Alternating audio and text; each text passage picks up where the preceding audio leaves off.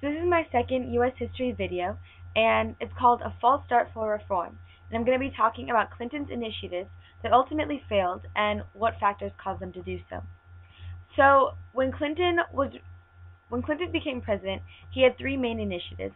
The first one was ending the ban on homosexual military service. The second one was redesigning the medical service industry, and the third one was gun control laws. When Clinton was running for election, the timing was perfect. He seemed to be just what the doctor ordered.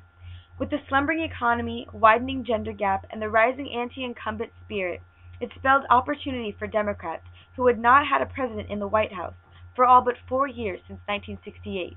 It was now 1992, so that's a really long time to not have somebody from your party in the White House. Clinton was a new Democrat that wanted to point the party away from its traditional anti-business and champion of the underdog orientation and towards pro-growth, strong defense, and anti-crime policies.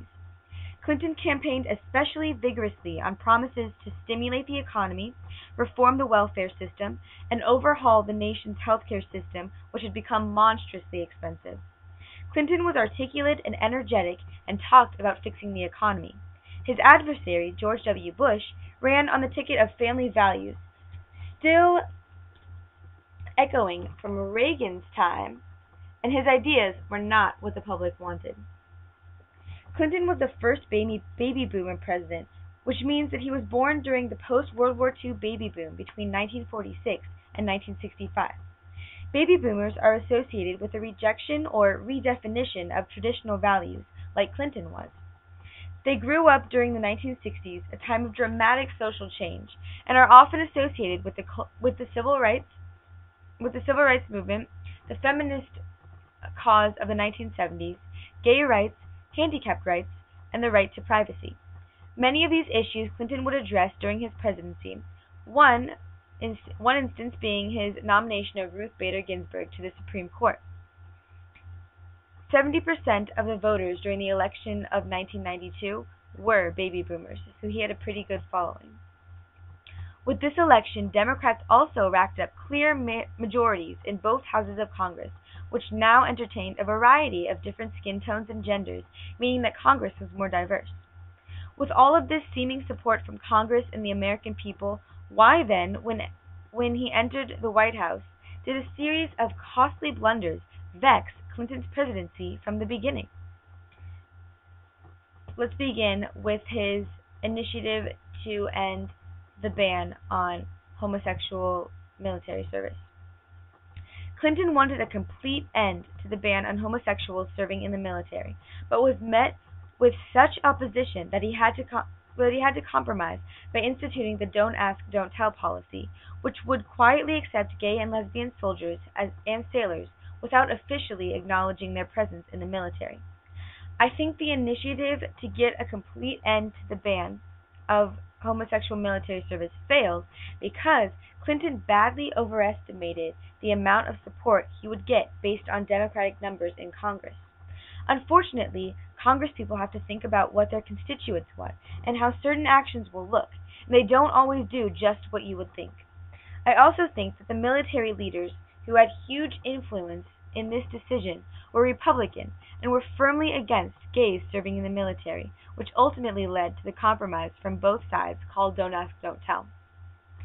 The second issue was the medical service industry. One of Clinton's campaign promises was healthcare reform. He appointed his wife, Hillary Clinton, with the task of redesigning the medical service industry. This was his first hiccup. He got a lot of flack for appointing his own wife to such a daunting and important task. Hillary was up to the task, but as it turned out, their reform plan was stupefyingly complicated and was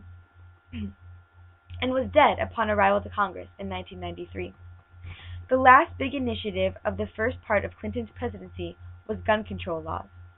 The first of these initiatives was the Brady Bill, which initiated federal background checks on firearm purchasers in the United States. The second happened in July 1994 and was a $30 billion anti-crime bill passed by Congress, which contained a ban on several types of assault weapons. The law expired in 2004. These initiatives were put into place to combat the epidemic of violence that rocked American society in the 1990s. And with this epidemic came the reason for the failure of Clinton's gun control laws. The Oklahoma City bombing brought to light a lurid and secretive underground of paramilitary private militias composed of citizens who felt alienated and ultra-suspicious of government. The specific fundamentalist sect that caused the Oklahoma City bombing, killing 168 people, was known as the Branch Davidians. The fact that Clinton was trying to curb their right to bear arms did not sit well with them and many other fundamentalist groups who also did not like government. This anti-government attitude spread across the whole nation, but was not at the same degree as the Branch Davidians. But even law-abiding citizens shared some anti-government sentiment with the Branch Davidians. Thanks largely to the disillusioning agony of the Vietnam War and the naked cynicism of Richard Nixon and the Watergate scandal, the confidence in government that had come naturally to the generation that had licked the Great Depression and won the Second World War was in short supply by century's end. This is a quote from the American Pageant on page 1058, and it means that people of Clinton's time were completely disheartened and disenchanted with politics and politicians because they lived through Richard Nixon and Watergate and the Vietnam War. They hadn't lived through the Great Depression, the gung-ho feeling of getting through the Great Depression and living through the Second World War. They were greatly depressed about politics and politicians, and they didn't want them meddling so much in their lives. And then Columbine happened, and people didn't know where to turn for consolation. Why was there so much violence? Clinton knew and tried time and time again to get stronger gun control laws, but reform was slow in coming. Why? We hear about shooting incidents way too often, and yet gun control laws stay relaxed.